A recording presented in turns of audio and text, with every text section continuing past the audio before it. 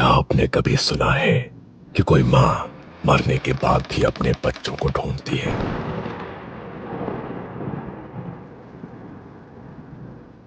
एक गांव है बेलपुर।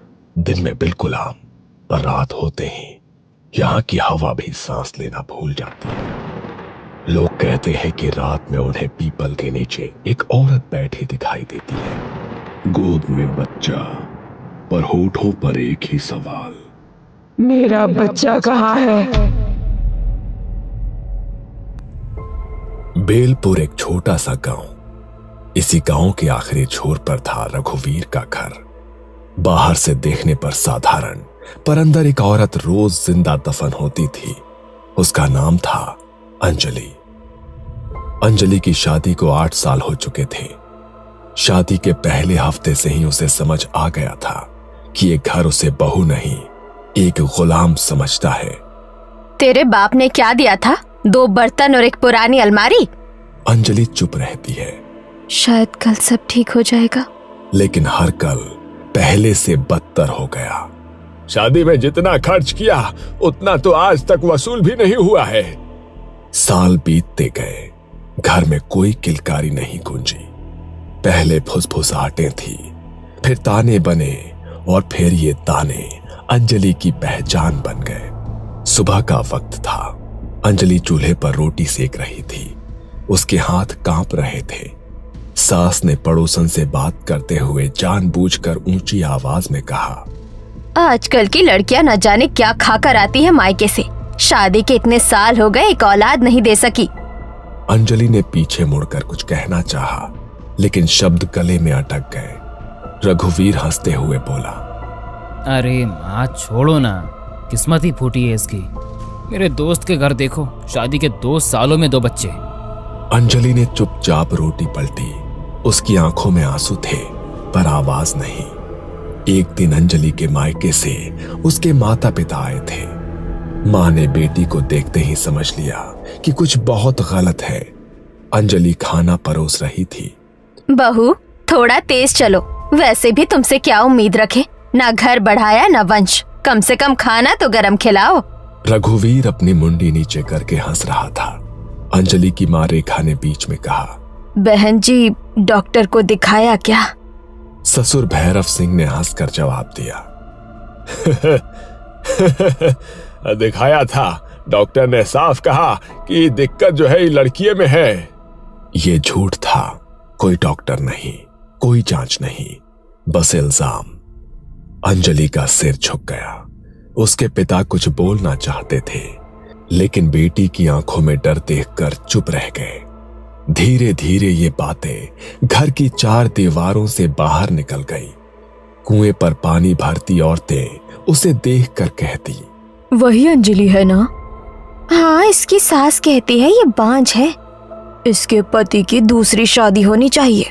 अंजलि जहां जाती उसे अपनी पीठ पर लोगों की उंगलियां चुभती महसूस होती। एक रात अंजलि अकेली बैठी थी, हाथ पेट पर रखे हुए। उसे सारी बातें याद आ रही थी। बांझ है, ये वंश मिटाने आई है। ऐसी औरत को तो घर में रखना भी पाप है। अगर मैं माँ बन पाई तो क्या सब बदल जाएगा?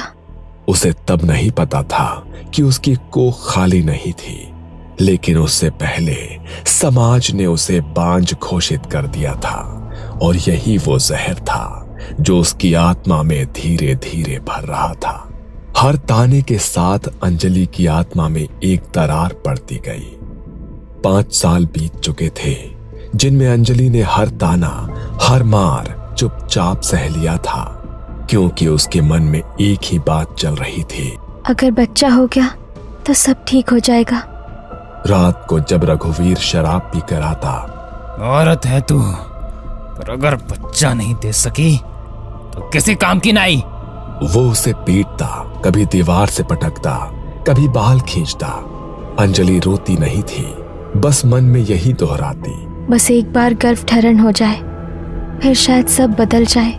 लेकिन रघुवीर की शराब, उसकी मार और अंजलि का टूटता शरीर, इन सब के बीच गर्भ ठहरना आसान नहीं था। शादी के 5 साल बाद एक सुबह अंजलि को उल्टी हुई। उसने डरते डरते अपने पेट पर हाथ रखा। डॉक्टर ने कहा, बधाई हो, आप मां बनने वाली हैं। उस दिन अंजलि देर तक आईने के सामने बैठी रही। पहली बार उसके चेहरे पर सच्ची मुस्कान थी। मेरे अंदर कोई है। उसने भगवान को धन्यवाद दिया। सोचा कि अब शायद सब बदल जाएगा, लेकिन घर में वो अकेली ही खुश थी। जब उसने घर में खबर दी, अच्छा है, एक बार बच्चा पैदा हो जाए फिर इसे मायके भेज देंगे। हमें तो बस वारिस चाहिए, इसका बोझ हम क्यों उठाएं?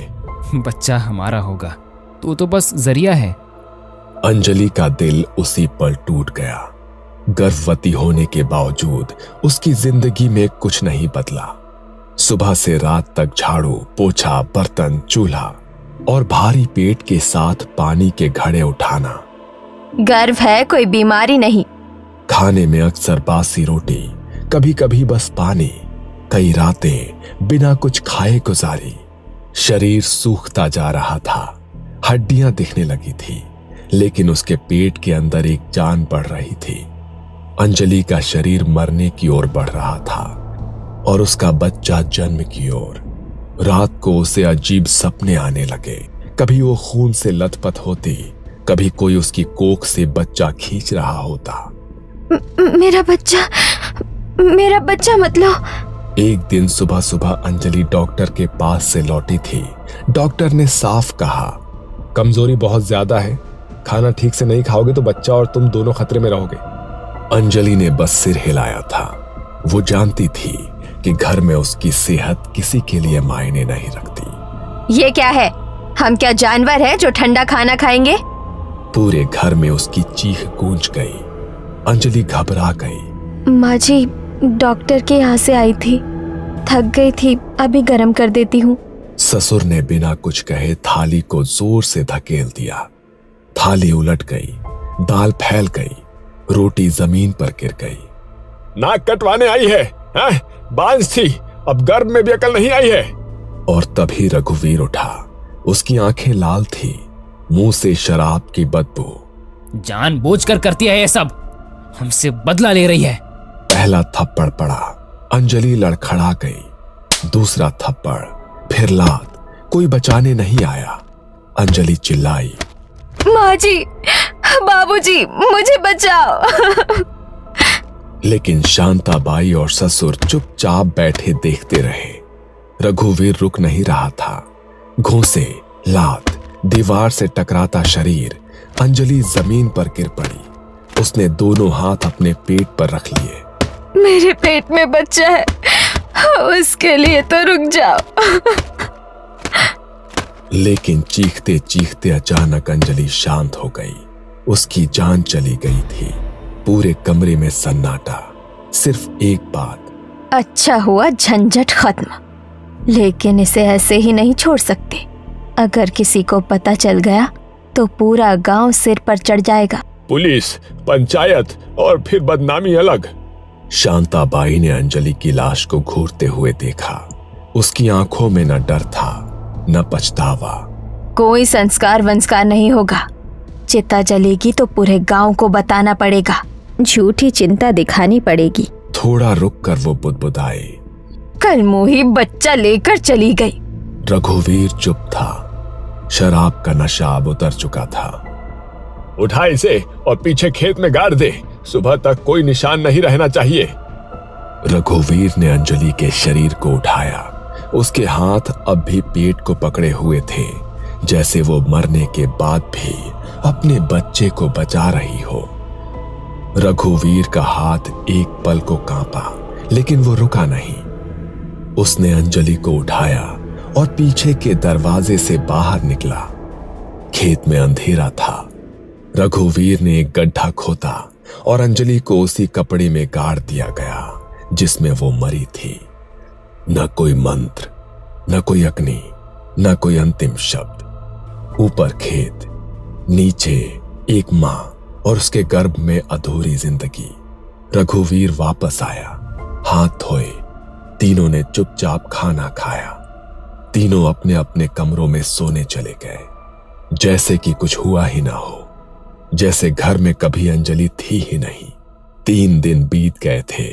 घर में अंजलि का नाम कोई नहीं लेता था। खेत के पीछे की मिट्टी अब बैठ चुकी थी। पर तीसरी रात, आधी रात के करीब शांताबाई की नींद टूटी। कानों में छोटे बच्चे की आवाज गूंज रही थी। ये किसकी आवाज है? कहीं बच्चा रो रहा है? कौन सा बच्चा? सो जा। लेकिन आवाज रुकने का नाम नहीं ले रही थी। धीरे धीरे वो आवाज पूरे घर में फैल गई। अगली सुबह गांव के चौराहे पर लोग इकट्ठा थे। कल रात मैंने देखा पीपल के नीचे एक औरत बैठी थी और वो रो रही थी। अब मैंने भी सुना किसी के रोने की आवाज आ रही थी। मैंने भी देखा, लेकिन चेहरा साफ नहीं दिखा, पर गोद में कुछ था। गांव में बात फैल चुकी थी कि रात में कोई औरत दिखाई देती है। रघुवीर के घर में अब रातें सबसे डरावनी हो चुकी थी। कभी किसी के जोर से चिल्लाने की आवाज आती, कभी ऐसा लगता जैसे कोई असहनीय दर्द से कराह रहा हो। माँ, आपने सुना? हाँ, हर रात। एक रात भैरव सिंह को आंगन में अंजलि बैठी दिखी। गोद में एक बच्चा, वो उसे झुला रही थी।